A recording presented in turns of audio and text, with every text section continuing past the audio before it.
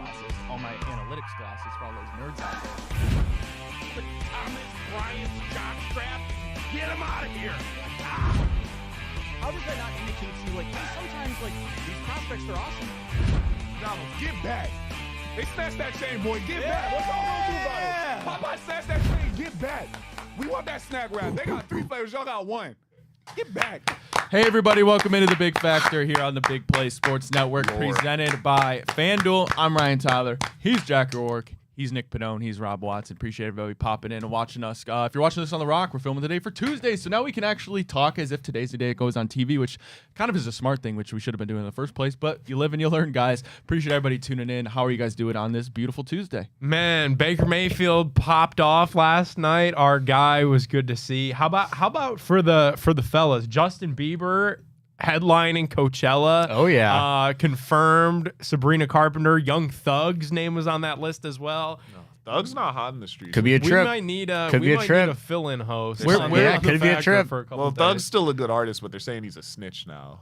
So Excuse my ignorance. Where's Coachella at? Is that in California? California. Okay, Yeah. that's what I figured. Okay. As long as Woody doesn't get locked up, then everything will be okay out of that case. Like, that's the one where you got Numbers. camp, right? Like the people pull up and they. I don't think you have to. Okay, If that's the case, then never mind. I fully am out on camping. Are you a big like firm stance? You're not throwing on any glitter though or anything for this, or what's your like Coachella outfit? I don't know. Okay, this is what I'm thinking. There's a lot to get into. The campers are funny, bro, because they're like mini apartments. Like people like pay so much bread, and then you see it, and it's like they got fridges in this like big tent and stuff. And all Catch this me in a other hotel. Yeah, I bet it smells That's like not ox happening. once you're out there for too long with like too many people. But I've always wanted to go. Yeah, I don't know. Where your head sometimes, Jack? Like I don't know how you thought of that. It smells like ox. With the Rockies hat, man. Look at the boy. How's The everybody Rocks. feeling? We're 24 hours removed from yesterday's show where we kind of, really kind of, we didn't even vent. We just kind of talked and Dug in. We didn't really need to vent because it's kind of what we all expected. We analyzed. There's no point in Man. getting mad over something when you know that's probably the likely outcome. They call that insanity. How does everybody feel, though, another day removed from the Browns? Yeah, I feel like kind of the same as yesterday. A little bit perplexed by the fact that you're 0-2, but understand that this is what we signed up for this offseason. Understand that this is probably what we're gonna get over the next 4 weeks. I'm glad to see that people haven't like completely jumped yet. Does that make sense? Like, I'm kind of glad to see that like we're not fully firing Kevin Stefanski 2 weeks into the season. Like, we understand that, okay, what we saw the first 2 weeks was bad, just about as bad as it could be offensively, but you've got 15 games, right, to course correct and to make this offense palatable. And I think we kind of all also understand that if things don't course correct and the offense looks as bad as it's looked the first 2 weeks, over the next 15 weeks, then we're probably going to be looking for a new head coach, potentially a new GM, and certainly a new quarterback in 2026. So I think, like, for once, it's almost weird, right? Like, it almost feels like oddly, like, despite being 0-2, like, we've kind of reached nirvana where we're all kind of marching in the same direction. Like, people aren't really fighting, this quarterback or that quarterback. Like, we all kind of understand what it is. And that's a little bit strange. I feel like that's also a little bit sad because we've all seen this movie play out so many times. We understand what we're living in and we understand what's getting ready to happen. So I don't know. My feelings this morning are kind of similar as they were. There was some rage bait last night for me, man. I'm not gonna lie. Like, you turn on the first Monday night game, came on mad early, by the way. Like, I forgot there were 2 games. 7 p.m. My dad like calls Eastern me and time. he's like, "Did you see the touchdown?" I was like, "No, I didn't even know the game was on yet." Nico Collins, crazy catch in the back of the end zone. But you're watching Nick Chubb run in touchdowns. Granted, Texas O-line didn't block for him most of the game, but you're watching Baker Mayfield be goated, probably top 5 quarterback in the league, somewhere around there with how he's been playing. You're watching Antoine Winfield on the field, all-pro player, former Pro Bowler, someone who you could have picked. You're watching all that. You're watching the Texans. C.J. Stroud didn't play the greatest, but they've had success with him. That's someone who was a product of the team that you traded all those picks for that one man. But that stuff is a little bit of rage bait. I just think more like where I don't really expect anything. I guess that's why I'm not mad, because I just expect things to stay bad. I don't see where we expect Kevin to turn this around offensively somehow. Like, I don't get what rabbit he could pull out of the hat. Like, I feel like all the pieces of why we used to be successful on offense are gone. and it was never truly anything he was doing other than he would call a play or two. But that has nothing to do with teaching the scheme, helping develop guys, putting people in the right place. Like, he was calling the plays. Maybe he designed a few of them. I don't know. But it's like, what is he going to do? Like, he could call more or less run plays or more or less pass plays. But our EPA on both is awful on passing, and we can't run the ball. So I don't get what's going to change, and I don't know how he could survive much longer if we just keep losing games. Like, if this gets up to like 0-6 to 8 games this year, that puts you at like a 14-game losing streak as a coach. Like, that's very bad. Yeah, I mean, I'm absolutely livid at Anthony Schwartz still for not finishing up that play. That's where my head's at right now in football. Guys, I'm really excited to talk football for a lot of the show today, but I can't lie to you, Ryan. My head is firmly on the Cleveland Baseball Guardians at this moment in time. I think that team is back alive, making a Guard-tober push, but that's not ridiculous. How are you doing, Ryan? No, it's not ridiculous to say. I'm doing good, Jack. That's very valid. We have a ton to talk about today. Obviously, we'll get to those Monday Night Football games. We'll talk about Joe Flacco, how long he's going to be under center for the Cleveland Browns. And you mentioned, Jack, the Guardians who just won't go away for that final playoff berth. Well, we'll talk about that and more. We're going to take our first break. Stick around. We'll be right back on The Big Factor.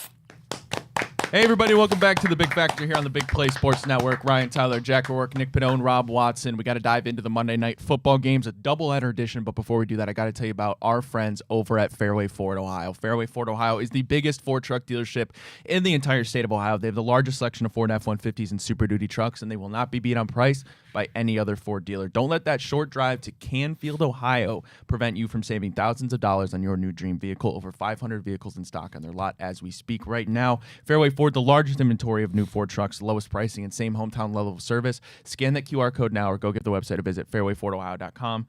One more time, that is fairwayfordohio.com. All right, guys, Monday Night Football doubleheader. Kind of interesting, Rob. You talked a little bit about it. Started a little bit early, 7 p.m., and then the West Coast game, you had the Chargers and Raiders. But we start with a primetime performance in primetime from Baker Mayfield. He leads the game-winning drive. They escape Houston 20-19. They move to 2-0. Meanwhile, Houston falls to 0-2. Rob, before we went to break, you talked about Baker Mayfield being potentially a top 5 quarterback. You know, this is such an interesting debate because Baker Mayfield, while he doesn't have some of the, I guess, freak athleticism of a guys like Josh Allen, Lamar Jackson, he might not be as pure of a thrower as a guy like Joe Burrow, right? But Baker Mayfield consistently throws touchdowns and wins. And right now, as Browns fans, those are two things that come in a premium for our team. Baker Mayfield, all the stats you see on the broadcast about the fourth quarter, the 1-minute drives, Baker Mayfield has proven time and time again he's clutch. You know, you go back to that Rams game where he started for the Rams. Seems like a fever dream he played for those teams. Led the game-winning drive, and that really launched kind of, okay, Baker was feeling himself, gets to Tampa, wins a starting job, and really has a couple great seasons. I believe 2 playoff berths with Tampa Bay since he's been there, and right now on track for a third. Baker Mayfield's a gamer, man. Even that 4th and 10, dude, was just like crazy when he made that run play out to the left and he dives out and like he gets like you miss it, don't you guys miss it a little bit? Like just the way he gets fired up, amps up his teammates, like man. Texted you guys, I missed that attitude. That's the first thing I said when I saw him. He was literally hurt, but he hears the guy trying to talk to him. He says, "Nah, forget all that. I'm gonna get up and I'm gonna get in your face." Like that's something that fires up a team. You want to play for that guy, and I just couldn't help but it's like he was playing quarterback so well. And you could hear when a Hall of Famer like Troy Aikman is talking about you as you play the game. Every time they blitz, quick reads right to fill in the hole in the zone. He's replacing guys. The scheme is amazing.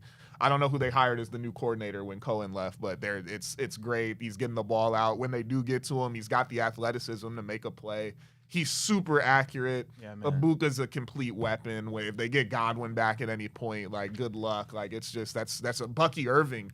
Insane. There's probably no better check down running back in the league. Like he's so shifty, so fast. You got Rashad White punching touchdowns in on the goal line. It's crazy to watch. It's an offense spoiled with riches. I couldn't even imagine watching something like that every Sunday. By the way, they're without Tristan Wirfs. Yep. Yeah, and he's on the way back. I thought they were the saying best he was tackle in the done. entire league. Yeah, and Who could have been a Brown? Yeah, could have drafted him too. You mentioned you didn't know who Baker's offensive coordinator was. That's because he cemented consistency in Tampa Bay. It's Josh Grizzard, who was promoted to the role in First time January OC, right? after serving as the team's pass game coordinator in 2024. So you're able, when you have a good quarterback, and again, we had Baker in Cleveland. That's why I ultimately believe at the end of the season, like Kevin Stefanski and Andrew Berry are going to get fired because this is a referendum on them. This is a referendum on their time in Cleveland that they couldn't make it work with this guy. Dave Canales, head coach off of working with Baker Mayfield. Liam Cohen,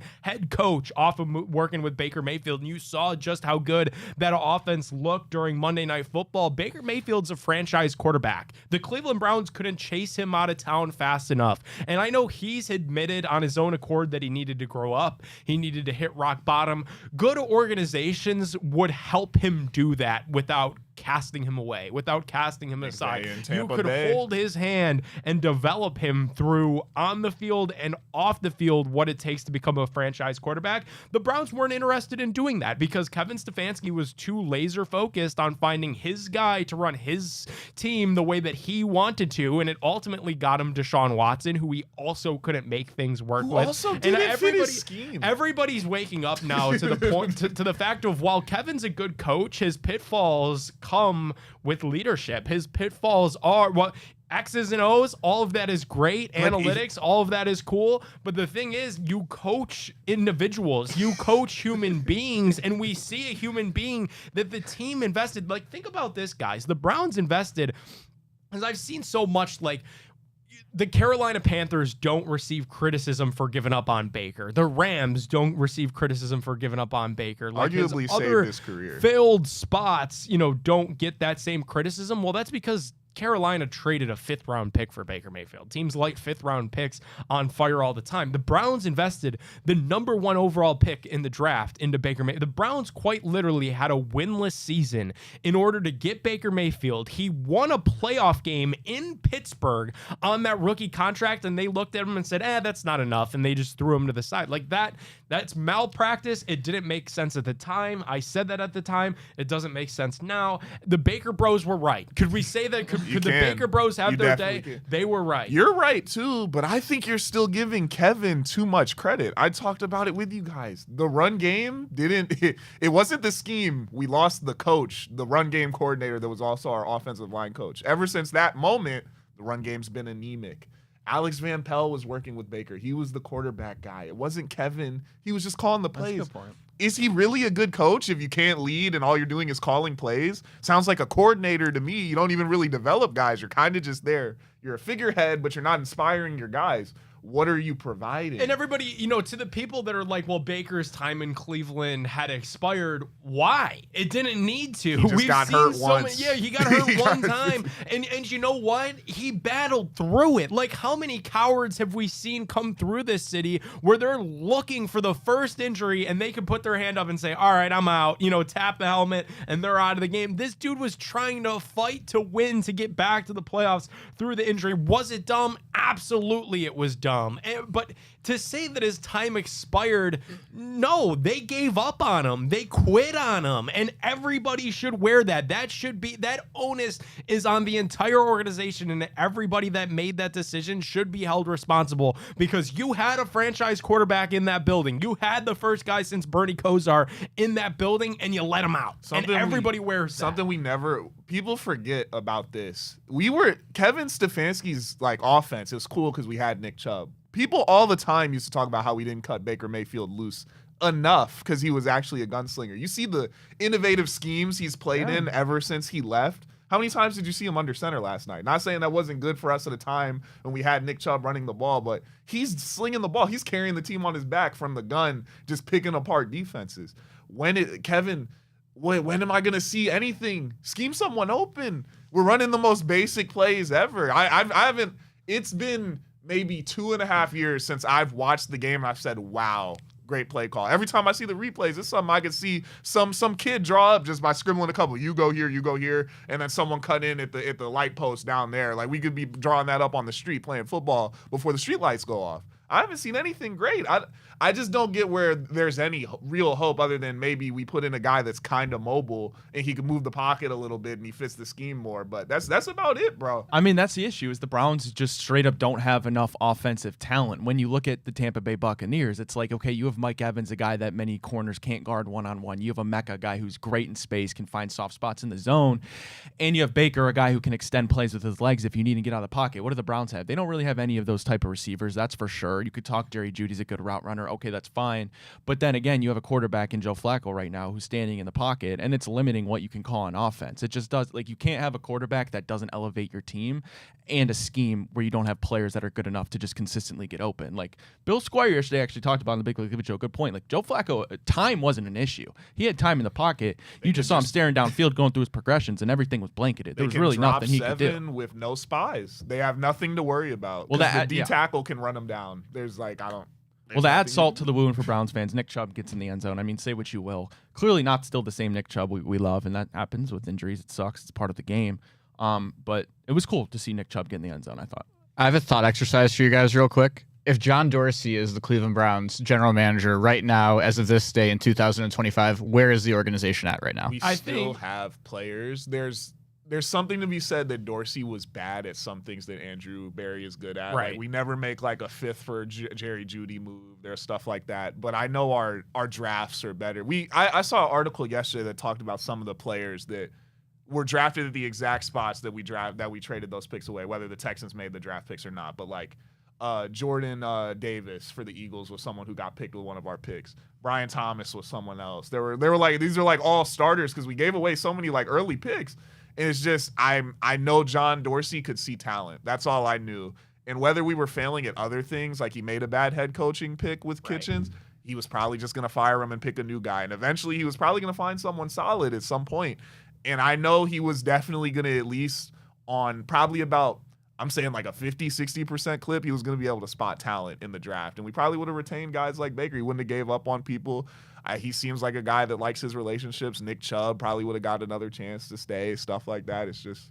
I hate to say this, guys, because it's week 2 and we've got 15 more weeks of football to go. I'm out on this. I'm out on all this. Like I've been waiting for you to say it. I don't know how you can't be. We've lost 8 games in a row, scoring 13 points in each game. That's not football. We need maybe in the 80s. We need to see maybe in the next 15 weeks they can course correct. Right. The fact of the matter is you could win with a good defense and a game manager quarterback a quarter century ago. Like a quarter century ago, you could have a great defense. You could run the football and you could win that way, especially in the AFC North. That was true probably through like the mid 2000s, even into 2010s. You could play really good defense and just have a quarterback that could move the sticks and win football Flacco was one games. of the last guys to do that. But this doesn't make any sense. And the fact that Baker, like I really think Baker is going to be what sinks this organization even more so than Deshaun. Like the fact that he has found success elsewhere,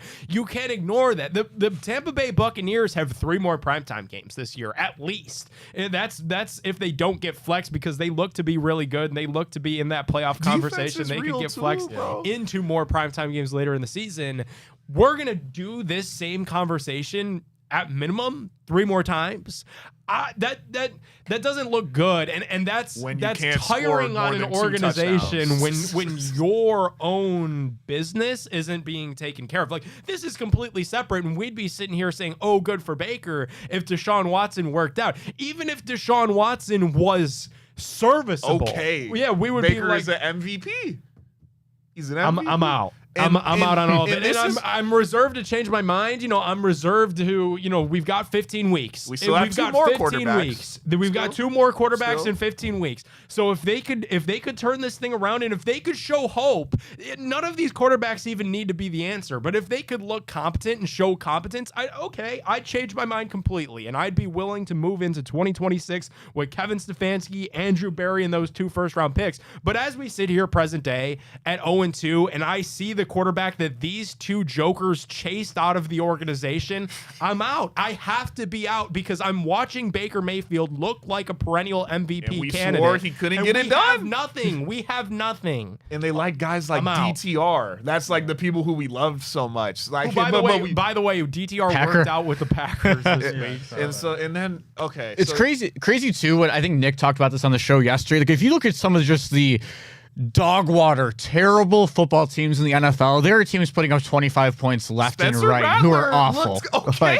at quarterback in New Orleans. They're one of the worst teams in the league. I mean, just like you can look at this from any angle you want. You can pull out numbers and statistics and all that stuff, whatever. But at the end of the day, it's the Browns got rid of Baker Mayfield because they didn't feel he could, take him to the promised land, one playoff game. But he proved you got to the playoffs for the first time in forever, really the first time in my lifetime with Baker Mayfield at quarterback. So he's clearly doing something right. You leave, you haven't sniffed the playoffs. I understand you played the wild card game, so I guess I shouldn't say you sniffed, but you got blown out in a wild card game that, quite frankly, you caught lightning in a bottle. It's not happening again. And all Baker Mayfield's done since going there is getting a franchise contract, leading the Tampa Bay to the playoffs twice, 5 playoff appearances for him. And right now, call it for what it is. Out of the first couple weeks, Tampa Bay right now is a top 5 Super Bowl contender for me. You have a quarterback who's a gamer, you have offensive weapons, you have a great head coach, and you have a good run game. That's all you really need, and a good defense, too. All right, we got to take a break. When we get back, we do got to talk about our Cleveland Guardians. Jack, I know you're hyped because they will not go away as the regular season comes to a close. Just a few games back of that final wild card spot. Can they do it? We'll talk about that when we get back right here on The Big Factor.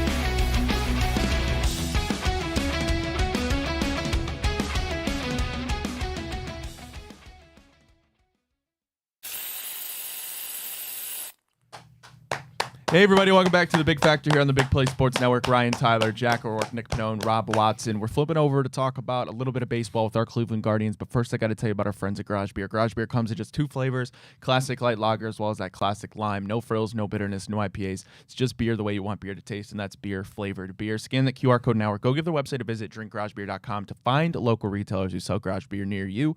Again, that's drinkgaragebeer.com. Jack, our Cleveland Guardians, man, they just will not go away. They push us away just to pull us back so many times this season.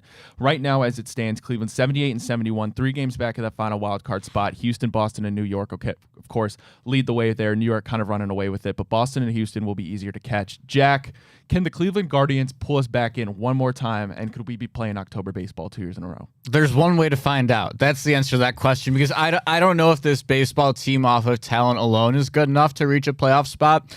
But hey, you're in a scenario right now where Houston and Texas, the 2 teams right in front of you, are squaring off this week. I know Houston took the game last night, but if those teams play a little bit of tug of war the next couple of days, if you can do anything against a screwball-less Tigers team, there's a chance you're entering the final week of the year within a game of a playoff spot. And at that point in time, when you play the Rangers in the final week, hey, literally anything can happen. But the pitching's been awesome, man, and that's what's going to keep them in it. Joey Cantillo going tonight against former first overall pick Casey Mize, so that'll be a fun one too.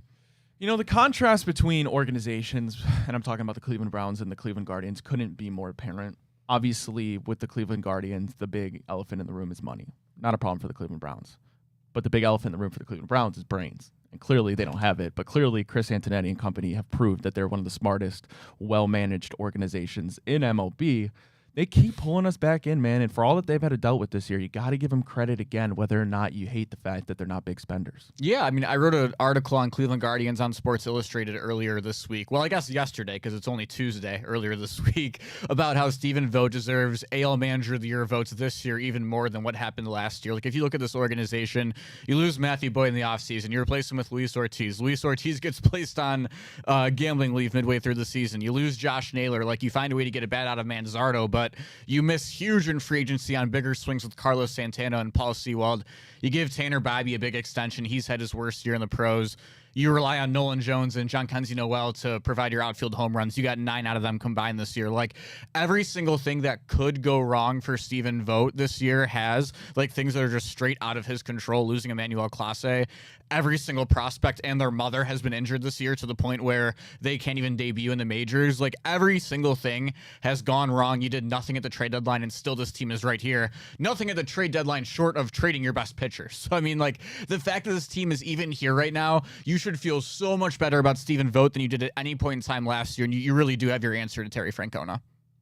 Yeah, I mean, the run differential is like negative 100. Yeah, and the Rangers are plus 90, and they're the team we're fighting with. Like, the two teams are outside of a playoff spot. Like, how is it even possible, Nick, that we are this late in the year? My brother went to homecoming this weekend, right? We're talking about a team that is not just in the red by 1 or 2 runs. Every other team in baseball who, at this point in the season, massive sample size, that is above 500, has a run differential in the green. We're not even close. No, I mean, the offense has been putrid literally all Worse year. than putrid. That's the one consistent thing that this team's had, despite the allegations with gambling, despite the injuries. The one consistency with the 2025 Cleveland Guardians is they can't hit worth a lick. But the good thing is and again, dissimilar to the Browns, they are a complementary team. They play complementary baseball. When the starting pitching is really good, the offense knows, okay, we might not be very awesome, but if we could muster up 2 to 3 runs, that might be all we need when the starting pitching is as good as it's been and when the bullpen has kind of bounced back in a big time way. Obviously still not to form as it was last year, but that was an anomaly. So I'm optimistic about what this team could do in Detroit. It does seem that they usually falter a smidge against really good teams. So I'm fearful for that, but I don't know that the Tigers are a really good team. They've taken a big step back. Really, ever since the All-Star break, they haven't been the same world-beating Tigers that they were to start the season. So the door is open. The Guardians control their fate. So the door is open. Like, they have an opportunity to capture the playoffs, and on the same side of the token, they have an opportunity to just completely have their season end this week. So everything for the Guardians is on the table, that, like, quite literally right now over the next 7 days. It's just so crazy. Just the mirror of the reverse of last season is happening, where last year the Guardians were not a great baseball team, and they started out as the hottest team in baseball through 2.5 months, and they were able to take that cushion and ride it all the way into October, despite the fact that they were a 500 baseball team in the second half. The Tigers were terrible in the first half, traded one of their best pitchers, and then got hot out of nowhere in the last 2 months of the year, and that was enough to push them in. It's going to be a total flip this year. The Tigers, like you said, have been a 500 team basically since the All-Star break. That massive padded cushion is going to get them in.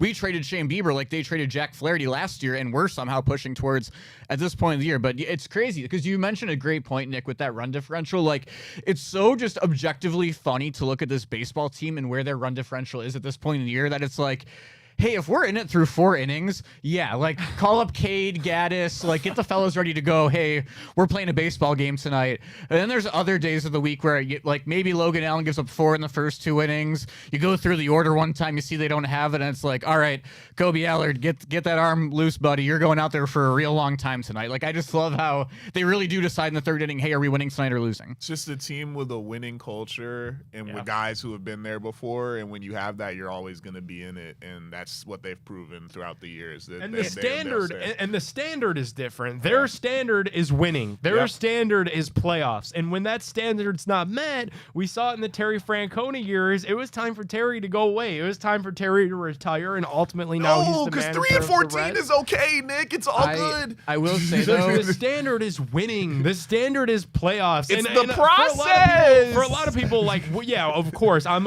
a Guardians Indians fan my entire life. I would like the objective to be World Series and not playoffs. But when we're comparing it to the Browns, yeah, they have a standard that's we're going to go out there, we're going to win baseball games, we're going to be competitive every year, even if we're not the most talented team, and we're going to be on the brink of playoffs in September every single season. Here they are again. And even like just look at the best players for the two organizations. I'm not here to come at Myles Garrett. He's one of the best athletes in sports, not just the NFL, one of the best players in the NFL. But you look at like just setting a culture from top to bottom outside of coaching, like the leader of the locker room, the best player, right? You look at Jose Ramirez, a guy who didn't request a trade because of money. He actually took a massive $100 million pay cut to stay here. A guy who runs out every ground ball. You don't ever see him take plays off. A guy who, maybe it's because his team is so bad around him, but that guy never comes out of the lineup like you at any point in time. Like that guy kind of sets the standard for everyone below him. Like, hey, this is how you act. And that's a big part of culture too.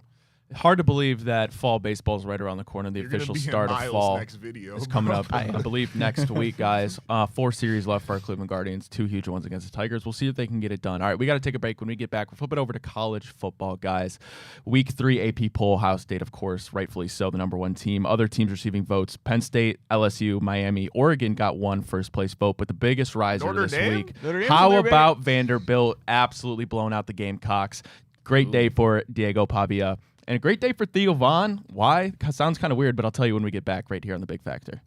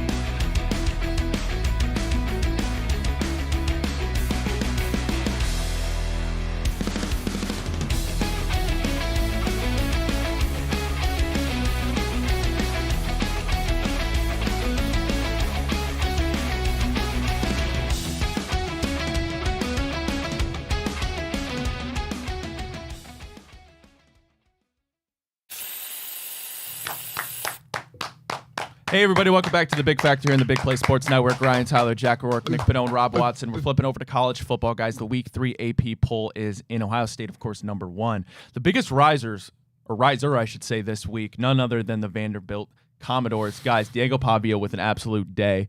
They win 31-7, upset #11 South Carolina. Vanderbilt up to 20 in the AP poll for Week 3, guys. Great day for the Commodores. Great day for our friend Jensen Lewis, by the way. Not longer a baseball school, guys. They've been making some noise in the football atmosphere these last couple of years. Their huge win versus Alabama last year. Now another big ranked one against 11 South Carolina, as I've been saying. But, Jack, a great day for Theo Vaughn. Everybody knows Theo Vaughn, of course, one of the biggest podcasters in the entire world. Jack, you know a little bit about this story more than I do. Yeah, so let's just look at the Diego Pavia story for a second. Just zoom out one lens deeper. Kid transfers into Vanderbilt. You're not thinking social media stardom, internet celebrity when you decide to fill Jay Cutler's shoes as the Commodores quarterback. But he goes in there, upsets Alabama, drops a couple of F-bombs on national TV last year. The whole entire country falls in love with the kid. He's back this year after giving Vanderbilt their first good year with Clark Lee and probably about 2 billion decades for that football program. Comes out, makes a little deal with his friend, Theo Vaughn. So he's friends with celebrities like the famous comedian in the first place.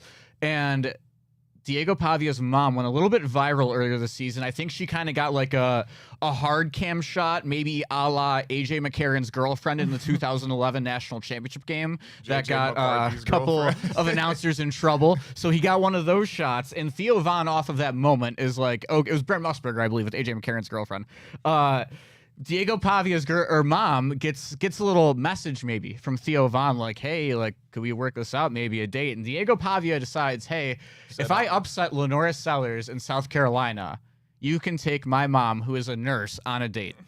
Diego Pavia goes out there, decides to have a little over 200 all-purpose yards, spins the ball for 2 touchdowns, upsets South Carolina by 20-plus points, and now Theo Vaughn is taking his mom on a date. So Theo was asked about it after the game, Ryan. He said, yes, it is true. She's a nurse. My goal is I would like to marry a nurse one day. I don't even know if I'm going to do it. I like being his friend. I don't want to end up being like his stepdad or something. That's what Theo said. Yes, that's what Theo said. Did you see Diego's tweet, though? No. So he responds to this, right? He's bartering his mother, as people would say. He said, what Theo Vaughn forgot is, I said, it was a deal if and only if he told Tate McRae to let me take her on an A1 date in Nashville. Oh, Kid Leroy ain't going to like that. But I mean, would you rather have Kid Leroy or the starting quarterback of an SEC powerhouse like the Vanderbilt Commodores? No, that's up for debate. No, that's up for you could get debate. Nashville hot chicken for the rest of your life. No, that's up for debate, guys. You can't even walk in those streets. One thing that's Honky not tonk. up for debate is Notre Dame's own 2. Jack, I know it's a sore subject for you. That was just a stray. I know it's a sore subject for you, but the good news is Notre Dame's schedule is a cupcake from here on. Now, whether or not that's a good thing, I guess you probably want them the opportunity to get a ranked win. Northern Illinois. But here's the thing, due to it being 12 teams, there still is a possibility that 2 losses gets you into the college football playoff. We'll see what the schedule makers, or not the schedule makers, but the voters, how heavy they weigh in Notre Dame's cupcake schedule. But Jack, have you recovered? They're not going to hurt me. No. They're not going to hurt me. So we're not going to go out here and say they're going to make the playoffs. They're going to run the table and go 10-2 because they are going to win every single game until the second to last week of the year. So that would put them at 8-2, I believe. They're going to be at like number 14 in the country at this point, right? I'm going to be coming here all in my Notre Dame clothes, trying to talk you guys back into it, saying they have the number 7 offense in EPA, blah, blah, blah, blah, blah, this strength of schedule. And then Steve Angeli, their former quarterback, and the Syracuse Orangemen are going to walk into Notre Dame Stadium on senior night, kick the crap out of us, and I'm going to call for Marcus Freeman's head on the show on the following Monday. So no, I am not going to fall for this trick once again. Chris Ash, I know you listen to The Big Factor. Stop these games. It's cupcake, but I see the It's not that cup. Like, I see don't the know Notre why we act Dame like losses. they have a bunch of MAC schools on the schedule. Arkansas Like, they play could an be a ACC loss. schedule. USC could be a loss. With how Notre Dame is, sometimes Navy could be a loss, and then Syracuse by is 80 definitely. points last year. Syracuse is one of them too, bro. So I By don't. 80 points last That's year. upset bait all over the No, schedule. no. NC We're not, State. You can State's say, undefeated. You can say 4-8 if you want. We are not losing to the military schools. You guys lost to Northern. All right, guys. I remember. There's not too many great games on the I was slate butting the bleachers for Marshall. for week 4. Not too many great games. Texas Tech, Utah, that's a ranked one. The only other ranked one, Auburn, Oklahoma, I believe, if I'm not mistaken. Miami 'cause takes I on read that Florida. That's a good one, Battle of Florida. But, Nick, the one I want to ask you about, we're based in Ohio when we do the show. You're a Kent State alum. Kent State getting paid to travel to Florida State to take on the Seminoles. They're number 7 in the country. The spread opens up at Nick. Have you looked at the spread? I haven't. Would you like to take a? I'll tell you what. It's lower than I thought it'd I'm be. telling you, 38 take and a half. Florida State spread right now. Yeah, I agree. I don't know why it's that lower close. than I thought. I don't know why 38. Because they were competent against Buffalo. I don't know. What is it? 44.5. All right. I was going to guess 50. They're gonna lose Are by you taking the 70 Flashes points to like cover? Grambling. When is this game? Saturday? This is Saturday, 3:30, ACC You're Network. forgetting that your quarterback is gonna go out there and all they're gonna hear is oh.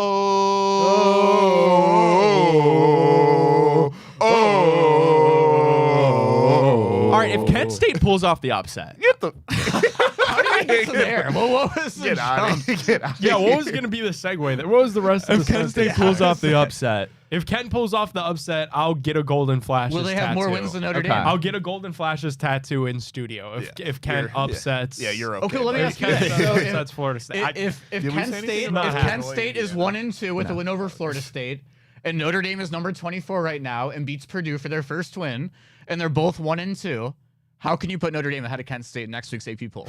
I don't. But what I'm gonna say, but is that not crazy? Yeah. But what I was gonna say is I think that Auburn Oklahoma game is actually gonna be a sneaky, really fun game.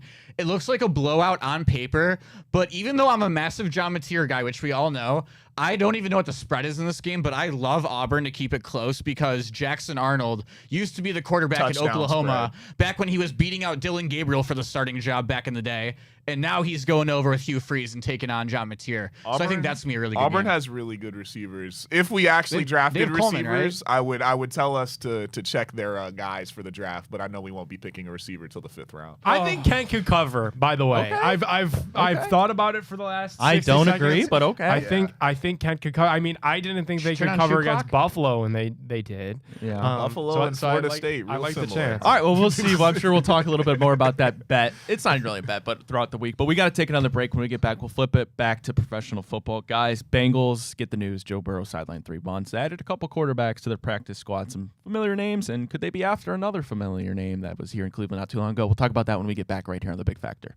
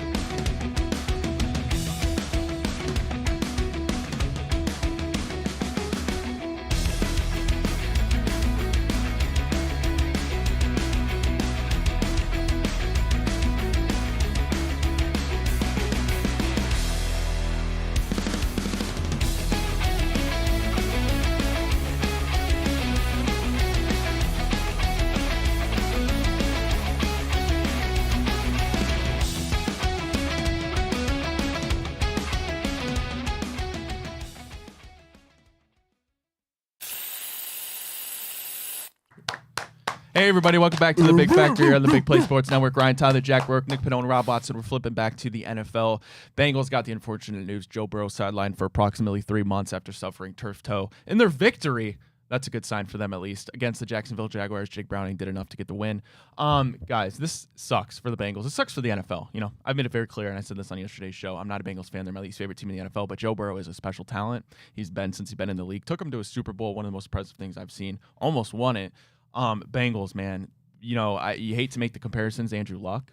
That's kind of been going around social media. Now, it's not necessarily the same case, but you gotta find a way to keep Joe Burrow upright, and it's pretty not good similar. For the Bengals. I mean, in the same amount of games played, I think Burrow's taken like 40 more sacks than Andrew Luck did when he decided to walk away. So it's pretty similar in terms of the injuries. It's pretty similar in terms of the hits that Burrow's taken. Obviously, Luck's injuries I think were a little bit more severe than Burrow's have been to this point, but obviously they can't protect Joe for whatever reason. He has turned into being one of the most injury-prone quarterbacks in the league. I wanted to throw this out there, though. I think the Bengals have 3 or 4 more primetime games on their schedule. Oh, we're getting jacked. I said last week, I like Jake Browning. I think Jake Browning is a serviceable enough backup. He's one of the best in the league. He's actually like probably top 3, top 5. You got to go out there and you got to trade for Jameis Winston. If you're going to be in primetime this much, we can't have Jake Browning out there. We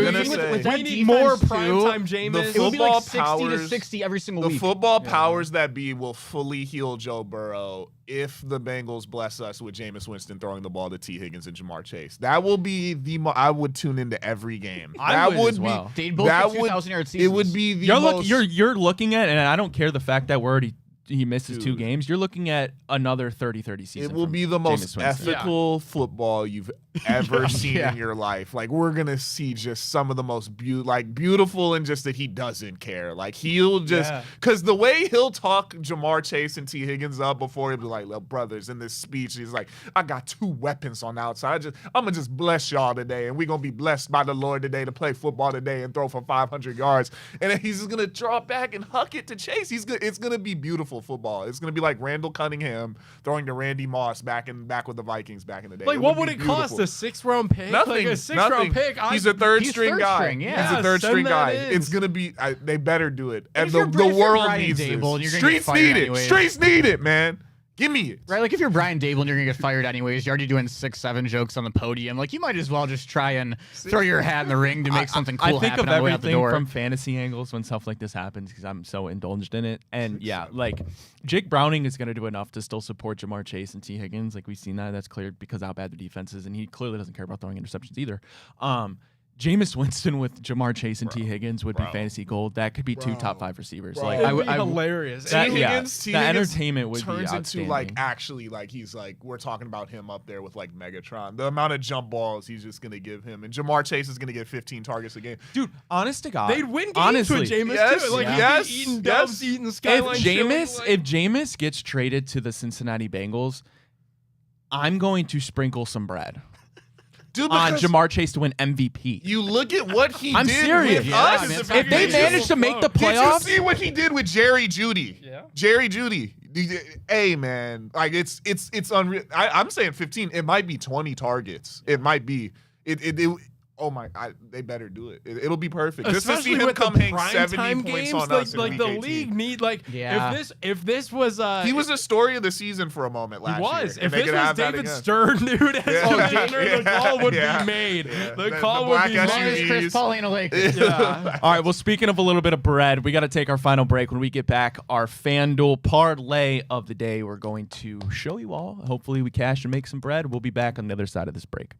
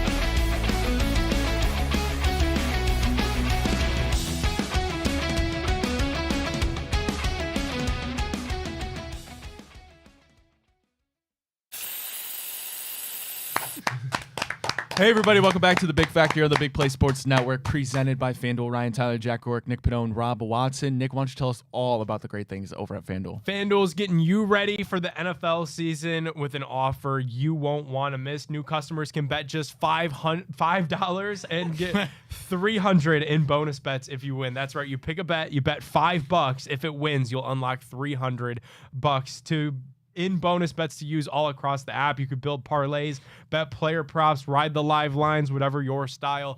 FanDuel has you covered. NFL season is here. The only question is, are you ready to play? Visit FanDuel.com/bigplay to download that FanDuel app and get started. Must be 21 plus and present here in Ohio. First real online money wager only. $5 first deposit is required.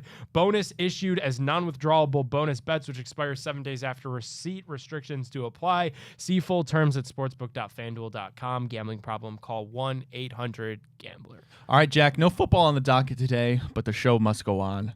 Take it away. Let's do it, folks. We're coming in plus 646 on the FanDuel Sportsbook app. Guys, we're keeping close tabs on those Seattle Mariners. We're heading out that way tonight. Not for baseball, though, guys. We're going right back to the W because the Las Vegas Aces are going on the road to take on the Seattle Storm. We're riding with the Aces going there on the road, winning this game by 5 points, taking the spread there, and calling the National Guard because Asia Wilson dropping 25 on their heads. And then, hey, guys, we're not saying the Guardians are going to the playoffs. We're not even saying they're going to win tonight. But, hey, you know they're going to keep it close with playoff stakes on the line. Guardians plus 1.5 on the road, taking on Casey Mize tonight. And the king of the Nerfy himself, Robert Watson. We're taking the Nerfy in that one. Cantillo and Mize, they're not giving up any runs in the first inning. Plus 646 on the FanDuel Sportsbook app. Aces -5. Asia Wilson, 25 points. Guardians plus 1.5. And the Nerfy and Guards Tigers. Alrighty, you heard it here first on The Big Factor. Appreciate everybody tuning in, whether you're watching us live on social media at The Big Factor or on the Rock Entertainment Sports Group. We appreciate it as always. Shout out Fairway Ford, shout out Garage Beer, and have a wonderful rest of your day. We'll be back tomorrow, same people, same time. Until then, peace out, and we'll catch you later.